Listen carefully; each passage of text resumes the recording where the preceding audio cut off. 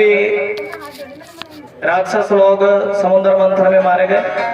और लेकिन राजा बलि को भगवान ने पुनर्जीवित, शुक्राचार्य ने पुनर्जीवित कर दिया। और राजा बलि से कह दिया सुनो राजा, आज तुम्हारे सर पे तुम्हारा गुरु का हाथ है। किसका हाथ है जी? तुम्हारे गुरु का हाथ है।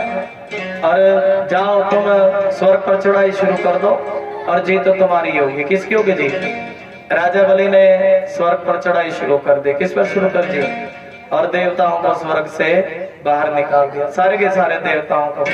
और देवता लोग विष्णु भगवान के पास गए। कुछ देवताओं की मां देती नहीं, भगवान की विष्णु भगवान की आराधना करी और कहने लगे सुनो प्रभु, आप मेरे घर आना है। क्या बनकर जी? मेरे बच्चे बनकर के आना मेरे घर। ये प्रार्थना की थी ना, तब विष्णु भगवान ने कह दिया तो सुनो दीदी चिंता मत करो और मैं तुम्हारे घर छोटा सा वामन बन करके आऊंगा। बोलिए वामन भगवान की, वामन भगवान की। सारे देवता लोग विष्णु भगवान के पास गए और कहने लगे सुनो विष्णु, राधे राधे। राजा बलि ने हमें स्वर्ग से बाहर निकाल दिया। तो विष्णु भगवान कहने लगे सुनो देवताओं, अगर हम युद्ध करेंगे तो मुंह की खानी पड़ेगी। क्या करेंगे जी? युद्ध करेंगे तो मुंह की खानी पड़ेगी। और मैं एक काम करता हूँ, मैं राजा बलि के दरवाजे छोटा सा वामन बन करके चला जाता हूँ। तभी विष्णु भगवान क्या बने हैं जी? छोटे से वामन बने। और जैसे राजा बलि के दरवाजे गए, राजा बलि ने भगवान के ऊपर देखा तो अपना मन ने छावर कर दिया। क्या ने छावर कर दिया जी? पहले मन ने छावर कर दिया और उसके बाद सुनो, कहने लगे सुनो वामन, तुम देखिए उस रूप, अपने रूप पर अपना मन ने छावर कर दिया था। तो मेरे दरवाजे आए हो और कुछ ना कुछ मांग लो। वामन भगवान कह रहे मैं कुछ मांगने के लिए थोड़ा ही आया हूँ। लेकिन राजा बलि कह रहे, कहने लगे सुनो प्रभु, अरे तुम आ ही गए हो तो कुछ ना कुछ मेरे जहाँ एक बार जो मेरे दरवाजे पर आ जाता है ना, मैं त्रिलोकी का राजा हूँ। किसका राजा हूँ जी?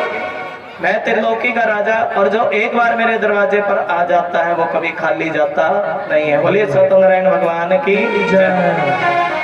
एक बार जो मेरे दरवाजे आ जाए कभी खाली नहीं जाता, कुछ ना कुछ मांग लो। और तब वामन भगवान ने 3 पग भूमि मांगी। इतनी राजा, इतनी भूमि दान में दे दो। कितनी भूमि जी? इतनी भूमि दान में दे दो जिसमें बैठकर मैं भजन कर सकूं। देखिए जब ये जीव बैठता है तो 3 पग भूमि में बैठता है। कितने पग भूमि में जी? तब शुक्राचार्य सोचने लगे, अरे देखो ब्राह्मण बड़े देखे हैं, लेकिन ये 3 पग भूमि मांगने वाला ब्राह्मण को पहली बार देखा है कौन ये? और ध्यान लगा करके देखा तो विष्णु दिखाई दिए। कह दिया सुनो राजा, अरे ना ये 52 ना 53 ना 54, और ये तो साक्षात विष्णु है। कौन है जी? विष्णु। अगर तुमने 1 पग भी दान दे दिया ना, 1 पग की बात छोड़ो, तुम्हारा सब कुछ छीन करके लेकर के चला जाएगा। तब राजा बलि कहने के सुनो प्रभु, अगर ये विष्णु है, कौन है जी? अगर ये विष्णु है तो, अगर ये ब्राह्मण है तो 3 ही पग भूमि लेगा। कितने लेगा जी? जितना संकल्प हुआ उतनी भूमि लेगा।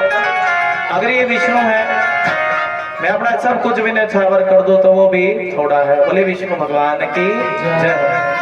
ये भाव। और देखिए जब भूमि नापने की बारी आई, भगवान ने बड़ा विराट रूप बनाया और संकल्प होने लगा। क्या होने लगा जी?